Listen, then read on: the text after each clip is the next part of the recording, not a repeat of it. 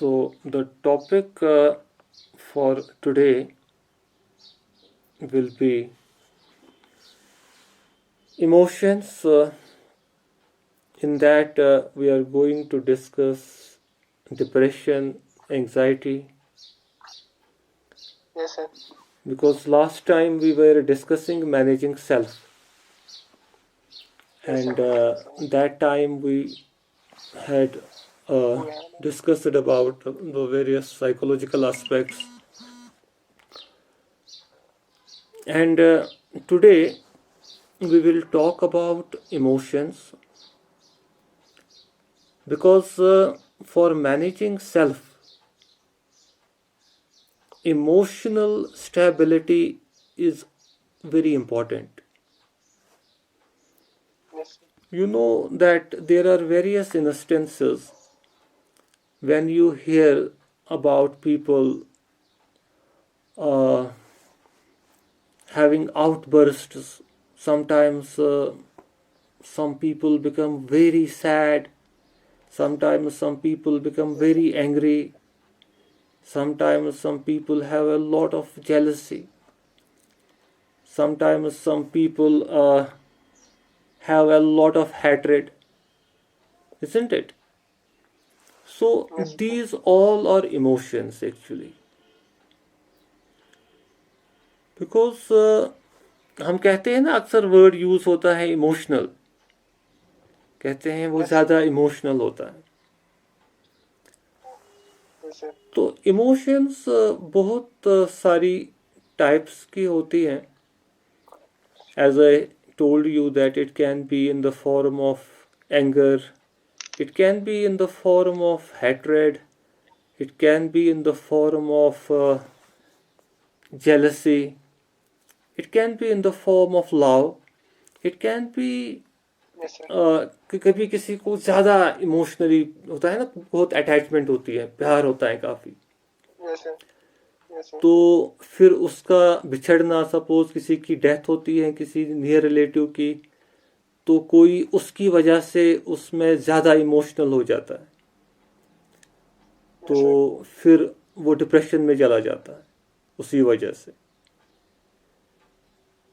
तो इसलिए for managing self we have to understand our emotions. We have to understand what emotional stability means, because Yes, sir. when we are emotionally stable, then we are in a position to manage ourselves. If we lose our emotional stability, we will not be in a position to manage our own self. हम फिर Yes, उस position में ही नहीं रहेंगे कि हम अपने आप को मैनेज कर सके. तो इसलिए ये बहुत ज़रूरी है कि हमको अपनी इमोशंस को समझना है, ताकि हम अपने आप को इमोशनली स्टेबल रख सके. क्योंकि अवेयरनेस की तो हर किसी चीज़ में ज़रूरत है. जब तक sir. हम अवेयर नहीं होते हैं किसी चीज़ के बारे में, तब तक हम उसके सॉल्यूशन की ओर नहीं जा सकते. Yes, sir. Because once we are aware about anything, then we think about solution. If we are not Yes, aware, sir. then we will not even think about how to solve it, isn't it? तो इसमें जो Yes, sir. Interesting बात है आजकल जो आपको, वो ये है, इंटरेस्टिंग भी है इस वजह से कि हेल्थ एंगेज भी है, क्योंकि आजकल जो सिनेरियो है, जो अब क्लिनिकली भी देखा गया है रिसर्च के थ्रू वर्ल्ड में, मैं तो यहाँ Yes, की sir. बात नहीं करूँगा, मैं तो ग्लोबल सिनेरियो की बात करूँगा. वो ये है कि इमोशनल इंस्टेबिलिटी मैक्सिमम लोगों में पाई जाती है। Yes, sir. You got it? हम तो ये कहेंगे Yes, sir. कि इमोशनल स्टेबिलिटी इनस्टेबिलिटी मेजॉरिटी में पाई जाती है। Yes, sir. Now isn't it surprising? क्योंकि जब कोई चीज मेजॉरिटी में पाई जाएगी तो उसे क्या कहेंगे हम?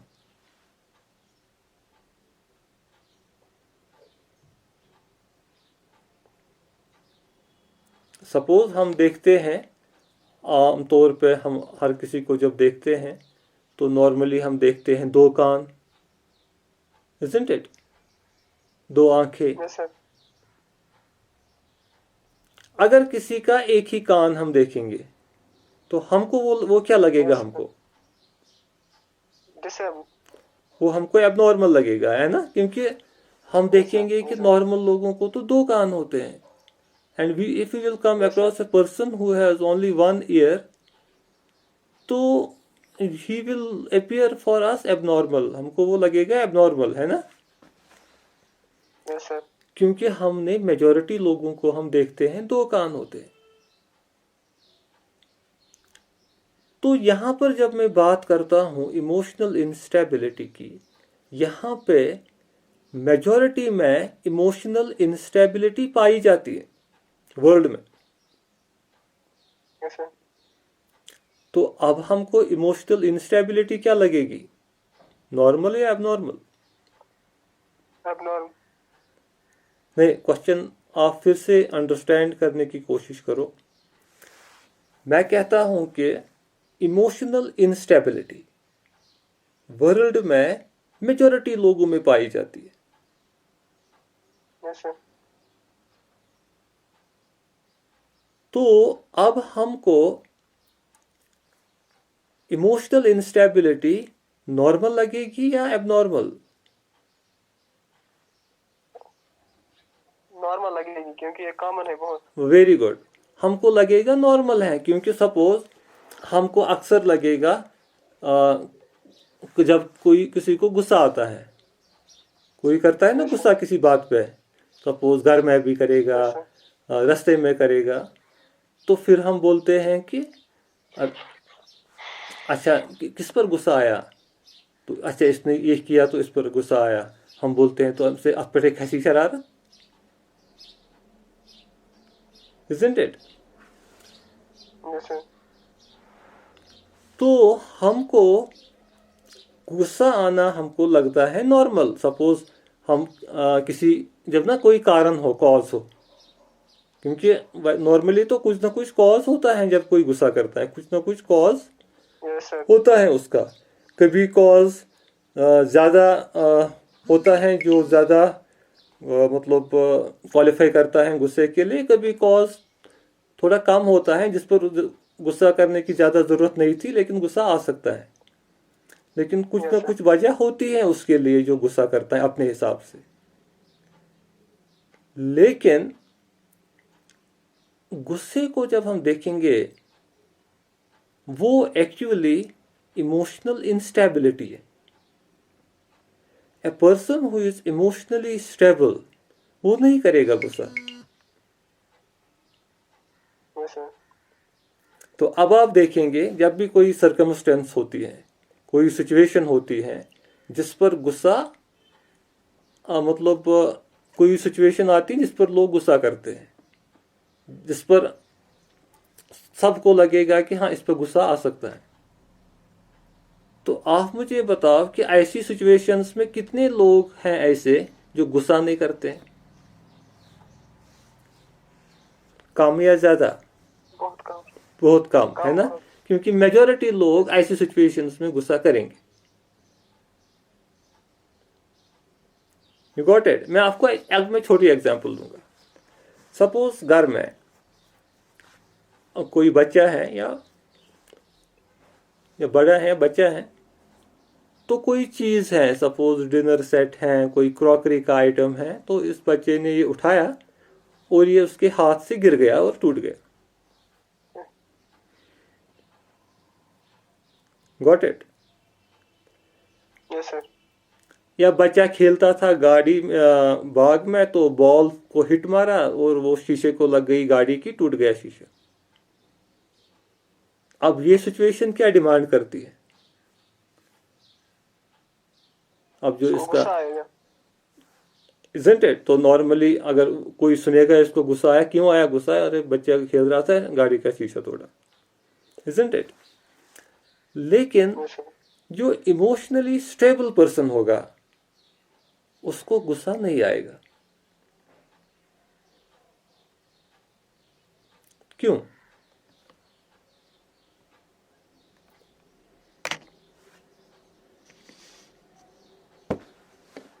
वो सोचेगा छोटा बच्चा है अचानक।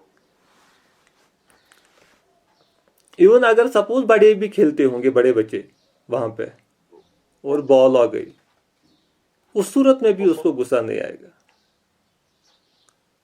सर वो सोचेगा ये सडनली लगी, क्योंकि जानबूझकर नहीं। वो ये सोचेगा कि गुस्से में तो कोई सलूशन है नहीं उस चीज की।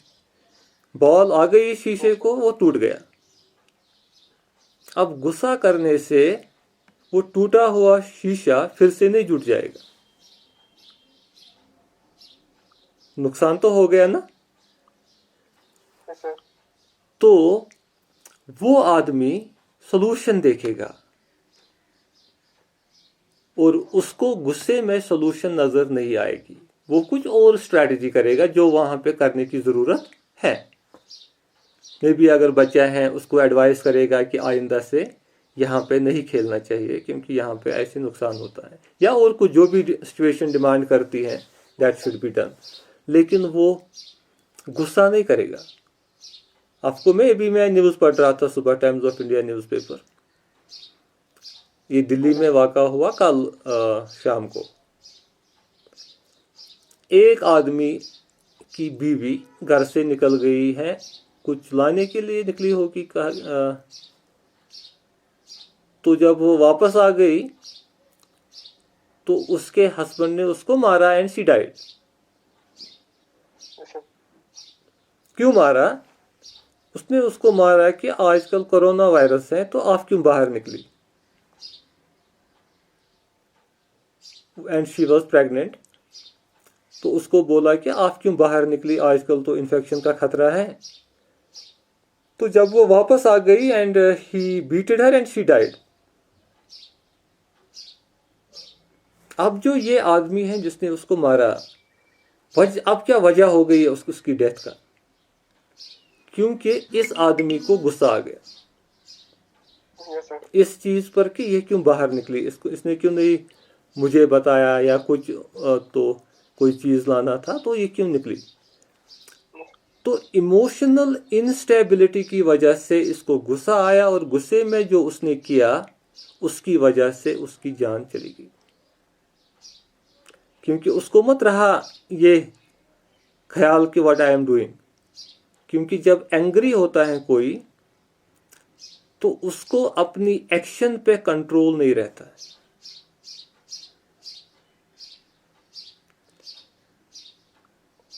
And that is why it is being said, there is a saying that an angry man opens his mouth and shuts up his eyes.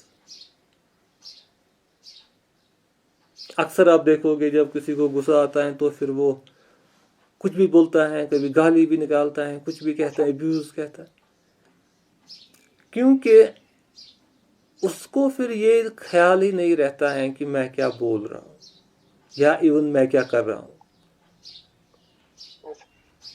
बहुत सारे इंसिडेंट्स ऐसे हो गए, कभी ऐसी लड़ाई है जिसमें फिर किसी की जान भी चली गई, जैसे भी मैंने एग्जांपल दी। Yes sir. तो उसका जो रूट कॉज था वो एंगर था, क्योंकि ये स्टार्ट हुआ गुस्से से। यस। अब गुस्सा तो आपकी नज़र में, आप सपोज कितने लोग होंगे आपके रिलेशंस में, फ्रेंड्स में, बाकी जो गुस्सा ही नहीं करते, कम या ज़्यादा? कम है ना? कम। And that is why yes sir. I said that it is surprising, क्योंकि ये एबनॉर्मल चीज़ लोगों को अब नॉर्मल लगता है, क्योंकि जब सब करते हैं, हर किसी घर में हर किसी ने देखा है गुस्सा करते हुए, तो अब ये एबनॉर्मल चीज़ सबको नॉर्मल दिखता है. Yes, sir. Otherwise it is a very serious case, क्योंकि जब कोई गुस्सा करेगा इंसान को सोचना चाहिए कि कुछ प्रॉब्लम है, अदरवाइज गुस्सा नहीं करता. लेकिन उस प्रॉब्लम की ओर कोई भी ध्यान नहीं देता है, क्योंकि सबको लगता है कि सब करते हैं. जब सब करते हैं कोई चीज़ तो वो नॉर्मल लगता है. Yes, sir. और यही रीज़न है कि ये चीज़ फिर बाकी इमोशंस में भी मैनिफेस्ट होती है. गुस्से की एग्जांपल मैंने दी क्योंकि ये थोड़ा एक्सप्लेन करना ज़्यादा इजी है. तो फिर बाकी इमोशंस जो है उनका भी इसी तरीके से Yes, sir. इम्पैक्ट होता है. सपोज मैं आपको एग्जांपल दूंगा. अच्छा, अभी हम बात कर रहे थे जेलसी की.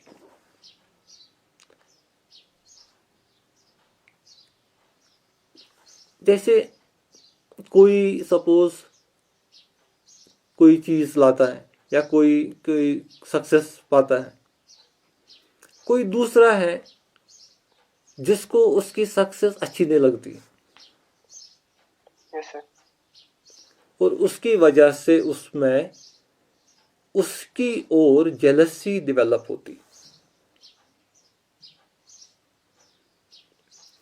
अब यहाँ पे अगर for example if a person A, B, C, any person becomes successful, Yes, sir.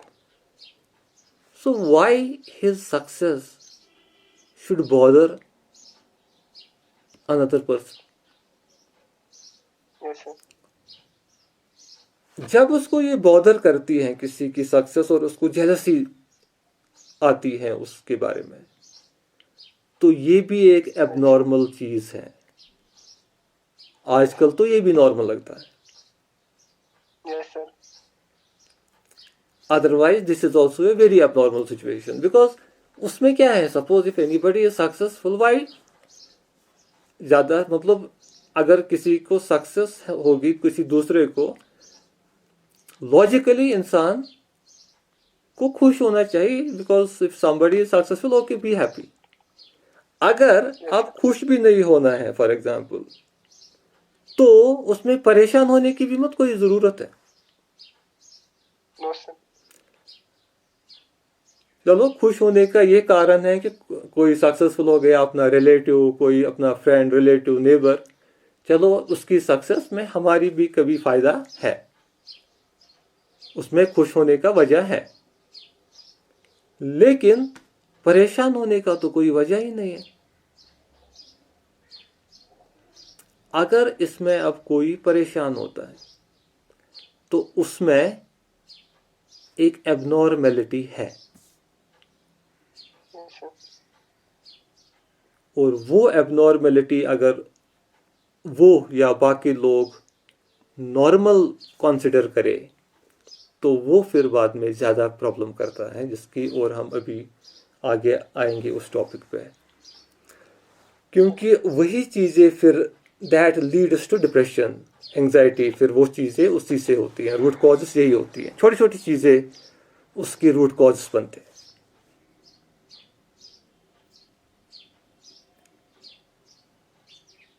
Otherwise, there is no reason for anybody to become unhappy if other person becomes happy.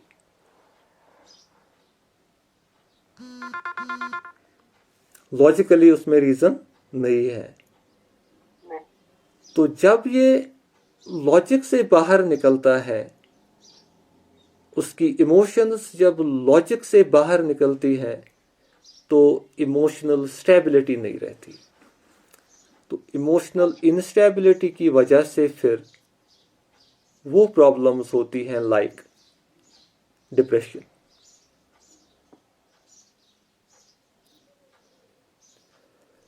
अब हम करेंगे बात डिप्रेशन की।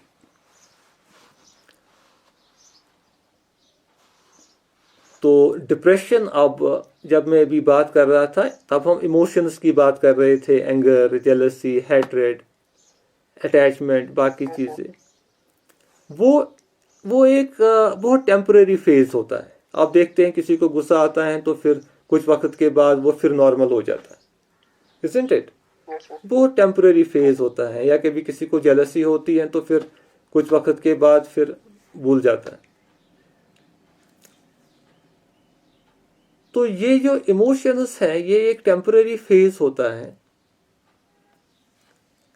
लेकिन जब एक आदमी, एक शख्स, when he becomes habitual of such types of emotions,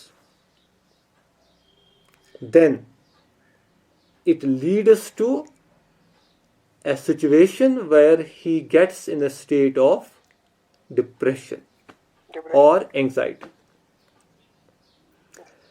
And depression and anxiety, though terminologically they are different, but their symptoms, resemble each other. क्योंकि जिन लोगों को डिप्रेशन होता है मोस्टली उनको एग्जाइटी होती है। मतलब इसमें जो फिर सिम्टम्स हैं वो बहुत कॉमन है। डिफरेंस थोड़ा इसमें है कि एंजाइटी में ज़्यादा वरी होती है, अननेसेसरी वरी, और डिप्रेशन में सुसाइडल थॉट्स आते हैं जो ज़्यादातर एंजाइटी में नहीं आते हैं। तो ये थोड़ी डिफरेंस है इसमें। बाकी जो मूड्स, बाकी चीज़ें हैं वो एंजाइटी और डिप्रेशन में मोर और लेस वो चीज़ें कॉमन हैं, जैसे कि गिल्ट, हेल्पलेसनेस, फटीग, थकावट आती है काफ़ी, या हेडेक्स, सिर में दर्द रहता है, ऐसी ऐसी चीज़ें, या डिफ़िकल्टी होती है सोने में, नींद नहीं आती है पूरी तरह से, या पुअर कंसंट्रेशन, सपोज कोई पढ़ता है उसको बुक की तरह ध्यान नहीं रहता है, कोई दुकान पे है उसको पूरा ध्यान नहीं रहता है कि मैं क्या कर रहा हूँ, मतलब कंसंट्रेट नहीं कर पाता है अच्छी तरह से। तो इंटेस्टाइनल प्रॉब्लम्स होती हैं उसमें, स्टोमक रिलेटेड, मतलब डाइजेशन प्रॉपरली नहीं होती है, ऐसी ऐसी चीज़ें होती हैं। या मसल टेंशन्स रहते हैं जिसमें वो ऐसे होता है कभी, सपोज मसल्स में वो प्रॉब्लम ना, कशर पट वन तस्वाई हुई, ऐसी चीज़ें रहती हैं।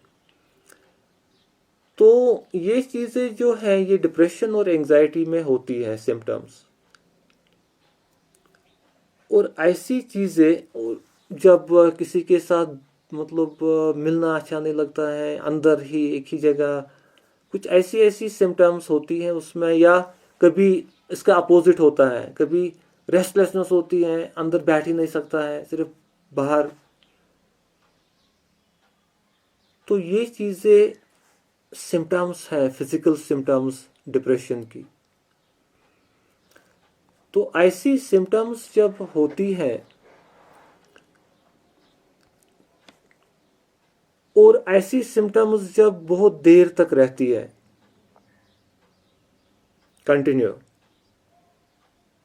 तो उसको फिर क्लिनिकल डिप्रेशन या जनरलाइज्ड एंजाइटी डिसऑर्डर कहा जाता है।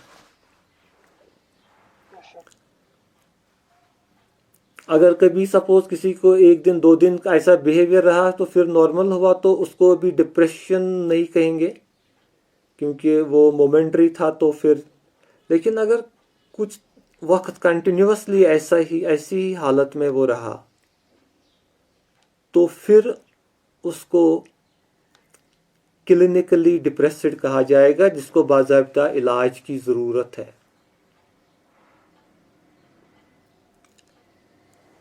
क्योंकि मेडिकली तो ये देखा गया है, क्योंकि आजकल जो इन्वेस्टिगेशंस होती हैं मेडिकली, तो उसमें ये देखा गया कि ऐसी लोगों में जो ब्रेन में केमिकल्स होते हैं उनकी level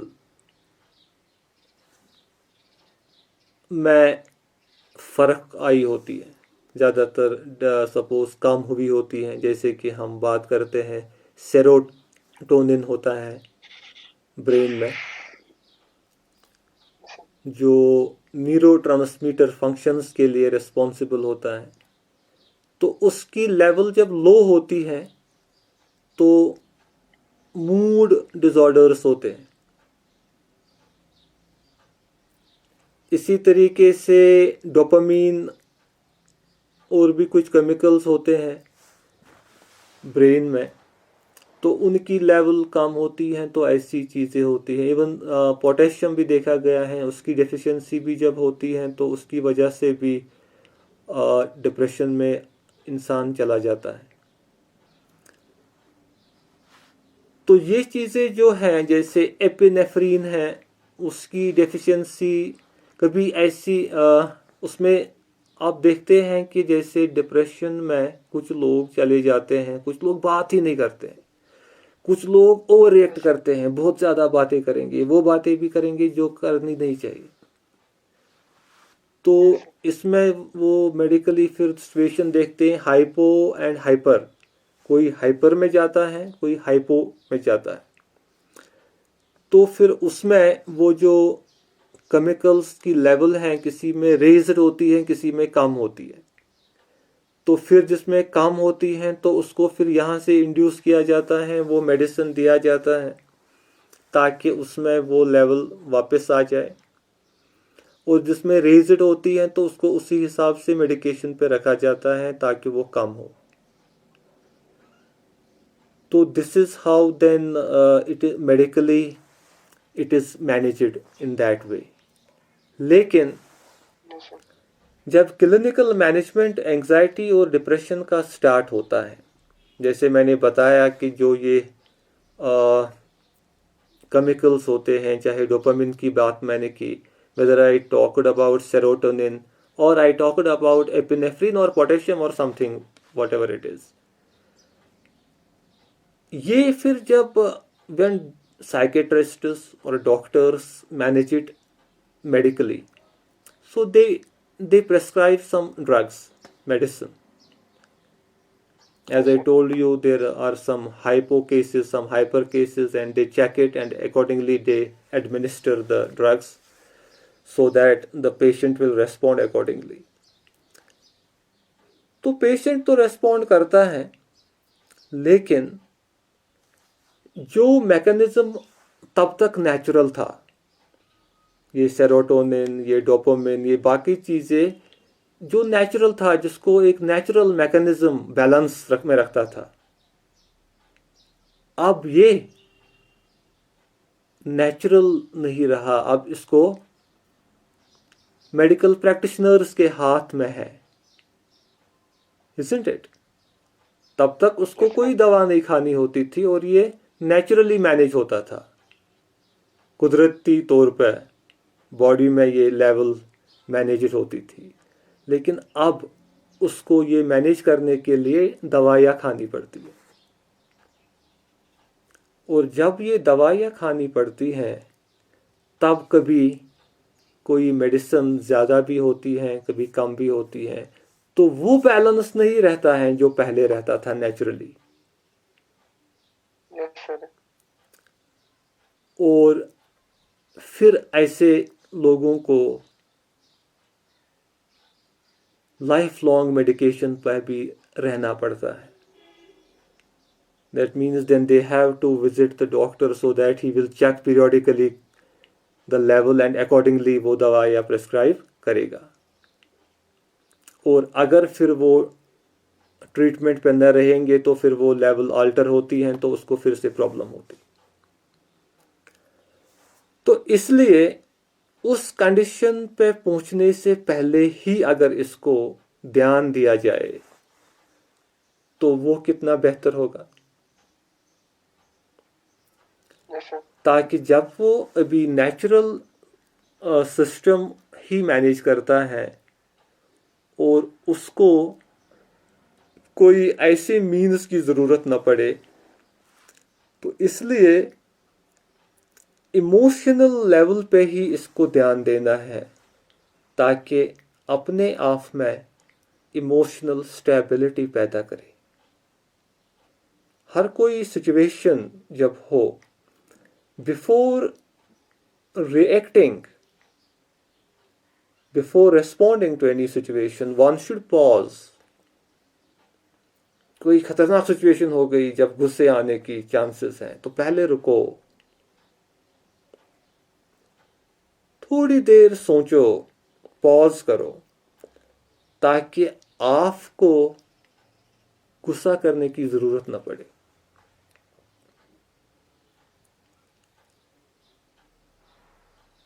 So that is how you will cultivate the habit of managing your emotions, so that to ensure emotional stability. क्योंकि फिर जब परसिस्टेंट ये रहेगा तो डिप्रेशन में चला जाता है इंसान। और पहले, अब डिप्रेशन भी माइल्ड होता है, पहले पहले ये ज़्यादा सीवियर नहीं होता है, तो उस वक्त भी बहुत चांसेस हैं कि अगर ध्यान दिया जाए, if a person will focus on that, then there are chances that he or she may come out of depression very easily. But later, as I told you, once it enters in a clinical state, or it gets persistently, and it becomes a generalized anxiety disorder, and then there is a lot of problem in managing it. फिर उसी हालत में suicides भी होते हैं। तो इस वक्त आपके पास वर्ल्ड स्टैटिस्टिक्स अवेलेबल है, सुसाइड ग्राफ्स अवेलेबल है, तो आप देखिए कितना ह्यूज नंबर है सुसाइड्स का आजकल वर्ल्ड में। तो जैसे परसों में आपको एग्जांपल दे रहा था, वो बड़ा बिजनेसमैन केरला का जिसने रिसेंटली सुसाइड किया दुबई में। तो that is actually that is the outcome of such states of anxiety and depression. So that is why we need to manage ourselves by taking our attention to our emotions and see what is our emotional level, how we react to different situations. And for that, we have various alternatives available by which we can maintain the calm and composure of our mind. As we will, inshallah, in our next topic, we'll be discussing the techniques to manage our emotions, कि हमको क्या करना चाहिए, या suppose mild depression की हालत में भी हम अपने आप को मैनेज कर सकते हैं, क्योंकि जब ना शुरुआत होती है, क्योंकि शुरुआत में तो इसका अपने पास भी इलाज हैं, टेक्निक्स हैं कुछ जिससे मैनेज कर सकते हैं। क्योंकि जैसे मैंने बोला कि बाद में फिर ऐसी कंडीशंस होती हैं कि फिर उसमें ज़रूरी मेडिकेशन की पड़ती हैं, जब वो लेवल केमिकल लेवल्स पे इम्पैक्ट पड़ता है। क्योंकि ये जो एक्चुअली जब मैंने बात की डोपामिन की या एपिनेफ्रिन की या सेरोटोनिन की, ये एक्चुअली इसमें जो ये रेजर या जो इसमें डेफिशिएंसी आती है, वो तो आती है ना वैसे ही। आप देखो, कभी भी आप अचानक अगर आप चेक करेंगे किसी आदमी को जो खतरनाक गुस्से में है, कोई सिचुएशन हो गई और उसको गुस्सा आ गया और उसने गुस्से में काफ़ी वो एब्यूज़ करता है, लड़ाई करता है, तो उसी वक्त आप चेक कर लो अचानक उसका ब्लड प्रेशर, Yes. तो देखो, और बाद में जब वो काम होगा फिर देखो, there will be a difference. क्योंकि ये जो लेवल्स है ना, ये जो सेरोटोनिन, डोपामिन जैसे, ये उस वक्त ऑटोमेटिकली क्योंकि जब एबनॉर्मल कंडीशन में इंसान चला जाता है तो ये केमिकल्स ऑटोमेटिकली इनकी लेवल एबनॉर्मल में जाती है।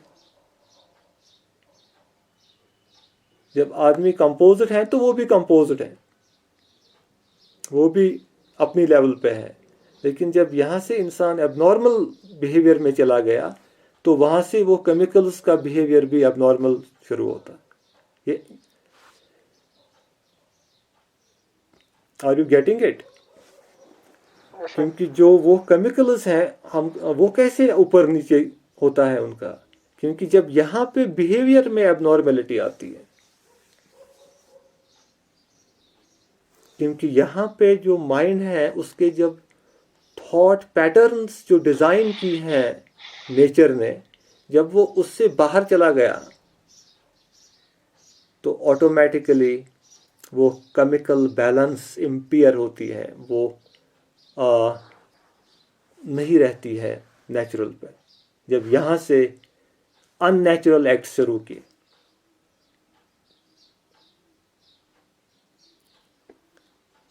तो ये चीज़ें हैं जो कि अंडरस्टैंड करने की ज़रूरत है। तो इसमें आप एक असाइनमेंट भी कर सकते हैं। आप ऐसी सिचुएशंस आप लिख सकते हैं जो आपकी लाइफ में हुई है, जहाँ पे आपको गुस्सा आया हो। कोई भी ऐसी सिचुएशन आप अपनी मेमोरी को थोड़ा रिकॉल कर सकते हैं। You can recall your memory and Yes, sir. think about any event, any situation in the past which made you angry. कोई ऐसी सिचुएशन जहाँ पे आपको गुस्सा आया, तो उस सिचुएशन को आप लिखो ठीक तरह से कि सिचुएशन क्या थी, क्या हुआ था उस वक्त जब आपको गुस्सा आया था, और फिर दूसरे साइड से लिखना कि फिर आपने गुस्से में क्या किया। अब अगर एक से ज़्यादा भी सिचुएशंस हो तो वो भी लिख सकते हैं, तो कम से कम आप एक सिचुएशन लिखना। एक से ज़्यादा होगी तो वो भी लिख सकते हैं आप रिसेंट पास्ट में, चाहे पिछले हफ्ते में, पिछले 10 दिन में, पिछले महीने में, पिछले साल में, जो भी है, जो भी आपको याद आए, you can write down that. तो आप लिखेंगे कि सिचुएशन क्या थी, एक साइड से सिचुएशन, दूसरे साइड से रिएक्शन, फिर जो आपने रिएक्ट किया, मतलब गुस्सा आया ना, फिर Yes, sir. गुस्से में जो किया उसको रिएक्शन में लिखना, क्या किया आपने। तो फिर यहाँ से लिखना थर्ड में कि सॉल्यूशन, मतलब सिचुएशन ये थी, रिएक्शन ये थी, लेकिन सॉल्यूशन क्या थी। क्या आपने उसमें उस बारे में सोचा था कि अगर ऐसी सिचुएशन हुई थी तो उसमें सॉल्यूशन क्या था, क्या करना चाहिए था। किया तो ये आपने है, रिएक्शन तो ये थी, लेकिन सॉल्यूशन में करना क्या चाहिए था। तो फिर जब आप सॉल्यूशन आप सोच दिमाग लगा के करोगे ना यूज़, फिर आप देखोगे सॉल्यूशन और रिएक्शन में कितना फ़र्क होगा,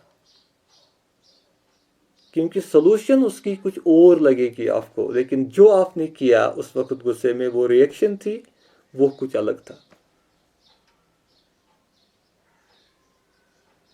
got it? Zainab, Yes, sir. Zainab आपको आवाज़ आ रही? अस्सलामुअलैकुम सर। वालेकुम अस्सलाम। आप अंडरस्टैंड कर रही हो? Are you able to understand? Yes sir. Okay, तो ये असाइनमेंट जो Yes, sir. मैंने रखी, इसको आप भी करना है, ठीक है? कोई सिचुएशन जो भी हो पास्ट में, Yes, sir. कोई ऐसा वाक़ा, Yes, sir. क्योंकि मैंने बोला ना कि ये एक हमको लगता है ना नॉर्मल गुस्सा, जी sir. तो ये लगता है हमको नॉर्मल, लेकिन नॉर्मल है नहीं। तो इसलिए अगर हमको इस अपने अंदर ये एबनॉर्मल क्वालिटी को ख़त्म करना है या कम करना है, पहले कम करेंगे फिर ख़त्म हो सकती है, तो हमको उसके लिए कुछ एफर्ट्स करने हैं। तो उसी एफर्ट में आप ये असाइनमेंट जो मैंने आपको रखी इसको करना, फिर आपका ध्यान आ जाएगा कि रिएक्शन से बेटर सोल्यूशन होती है, और सोल्यूशन के लिए गुस्सा नहीं करना है, क्योंकि गुस्से में माइंड प्रॉपरली काम नहीं करता है।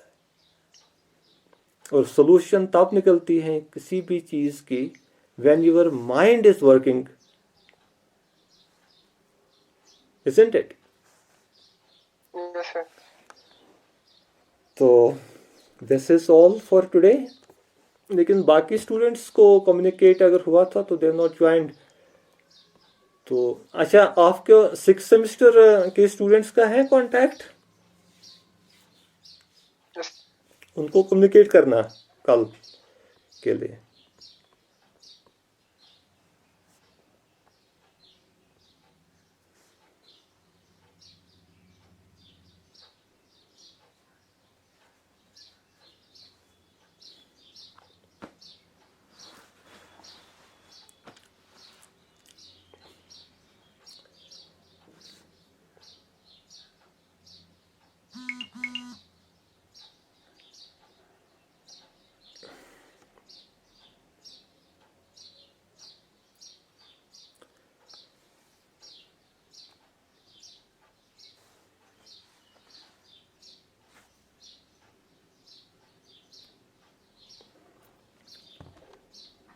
अच्छा,